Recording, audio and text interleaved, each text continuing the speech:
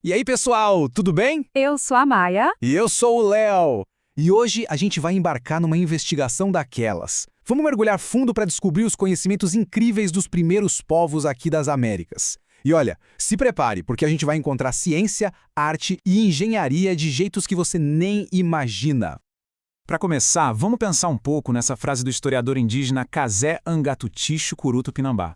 Ele diz que o conhecimento ancestral já existia muito antes da escola que a gente conhece. Esse saber está vivo, pulsando nas aldeias até hoje. Isso muda totalmente a nossa perspectiva, né? Já mostra que o conhecimento não está guardado só nos livros ou nas salas de aula. Pois é, Maia. E isso já levanta a grande questão da nossa investigação. Se essa sabedoria toda não está escrita em livros, então onde é que ela está guardada? Onde ficam as bibliotecas desse conhecimento? É exatamente isso que a gente vai descobrir, seguindo algumas pistas sensacionais. É isso aí, Léo. E a nossa investigação começa com a primeira pista. Um objeto que parece ter saído de um filme de aventura, a urna Marajoara. E olha ela aí, é uma urna funerária feita pelo povo Marajoara, lá na ilha de Marajó, no Pará, há mais de 1000 anos. A gente está falando de algo feito entre os anos 400 e 1400. Dá uma olhada na complexidade desses desenhos, na perfeição dos detalhes. É uma obra de arte, sério. Uau! É muito, muito antigo mesmo. Mas, Maia, vamos ser sinceros. O que um pote de cerâmica, mesmo um tão incrível como esse, pode nos dizer sobre como uma sociedade inteira vivia? Como é que a gente consegue ler um objeto desses?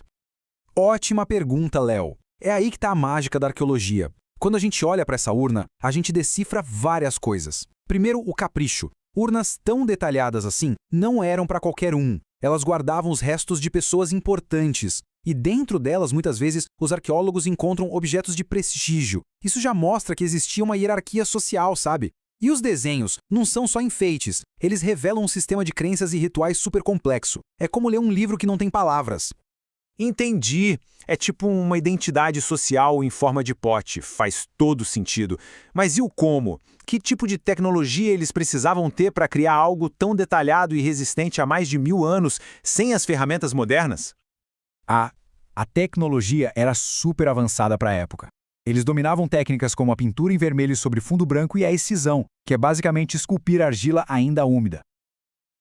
E não eram peças pequenas não, eles sabiam criar objetos bem grandes e resistentes, o que exigia um conhecimento profundo sobre os tipos de argila, os pigmentos da natureza e até o controle da temperatura do fogo. Era, de verdade, uma tecnologia de ponta totalmente conectada com o ambiente deles. Incrível! Da tecnologia em cerâmica, vamos para a nossa segunda pista, que é, sério, de tirar o fôlego. Maia, conta pra gente sobre o manto Tupinambá. Com todo prazer, Léo. Gente, se preparem e olhem só que coisa mais linda. Este é o manto Tupinambá, feito lá entre os séculos XVI e XVII. Ele tem 1,80 m de altura e é coberto com mais de 10.000 penas vermelhinhas da ave guará. É uma peça sagrada, de uma beleza que deixa a gente sem palavras.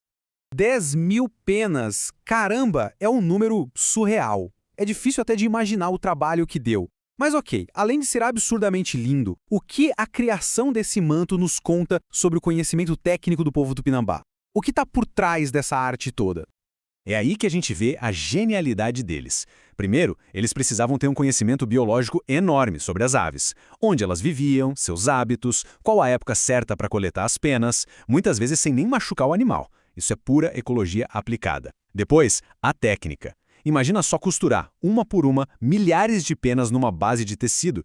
É uma engenharia têxtil que exigia uma paciência e uma habilidade absurdas. E claro, era um artefato sagrado usado em rituais super importantes, conectando toda a comunidade ao mundo espiritual. E da engenharia das penas, nossa investigação agora vai para uma forma de conhecimento que não é um objeto, mas uma linguagem escrita no próprio corpo, os grafismos indígenas. Exato. E esses grafismos são muito mais do que só uma decoração, viu? Eles são uma linguagem visual, uma forma de arte e cultura com significados super profundos que mudam de um povo para o outro. Uma linguagem na pele. Que demais! Mas como essa tinta ancestral era feita? De onde saíam as cores? E como eles conseguiam aplicar com essa precisão toda? Era pura química e arte na prática, Léo. O processo começava extraindo os pigmentos da natureza, tipo do jenipapo, para fazer um tom preto azulado, ou do urucum, para aquele vermelho forte. Depois, eles misturavam isso com óleos ou gorduras para a tinta fixar na pele, quase como um cosmético de hoje em dia. E a aplicação era uma arte à parte. Podia ser com os dedos, com pequenas hastes de madeira, a ferramenta usada é que definia o estilo do traço. Nossa, que processo! Química, biologia, arte, é uma mistura de tudo. Então quer dizer que esses padrões geométricos todos que a gente vê, eles têm um significado? Não é só para ficar bonito para uma festa, né? Com certeza não. Eles são um sistema de comunicação completo. Um grafismo pode ser como um sobrenome, mostrando de qual povo aquela pessoa é. Pode indicar o status social, a idade, a função dela na comunidade e, claro, são usados em momentos especiais. Cada padrão pode simbolizar um animal, um elemento da natureza. É como ter uma carteira de identidade e um livro de histórias, tudo desenhado na pele. Uau! Essa nossa investigação está revelando um universo. E para nossa última pista, se preparem para algo que parece até de ficção científica. Casas inteiras construídas debaixo da terra pelo povo Caingangue lá no sul do Brasil. É isso mesmo, Léo. E não estamos falando de um buraco qualquer, viu? Eram estruturas circulares que podiam chegar a 6 metros de profundidade, formando aldeias inteiras no subsolo. O teto era super complexo, feito de folhas e madeira, de um jeito que garantia ventilação e até iluminação. Era arquitetura e engenharia de verdade. 6 metros para baixo. É muito fundo. Mas por que construir para baixo e não para cima, como a maioria das casas que a gente conhece? Qual era a vantagem disso? Parece ser muito mais difícil, não? Essa é a genialidade da adaptação. Construir para baixo era uma solução de engenharia brilhante. Primeiro, por causa do clima. A terra é um isolante térmico natural. Então, no inverno rigoroso do sul, a casa ficava mais quentinha. No verão, mais fresca. Por arquitetura bioclimática. Também podia ter uma função de defesa, claro. No fim das contas, é um uso super inteligente do terreno. Eles não lutavam contra a natureza, eles trabalhavam com ela. E com essa ideia poderosa, a gente chega ao fim da nossa investigação. Chegou a hora do veredito. Vamos juntar todas as pistas que a gente descobriu?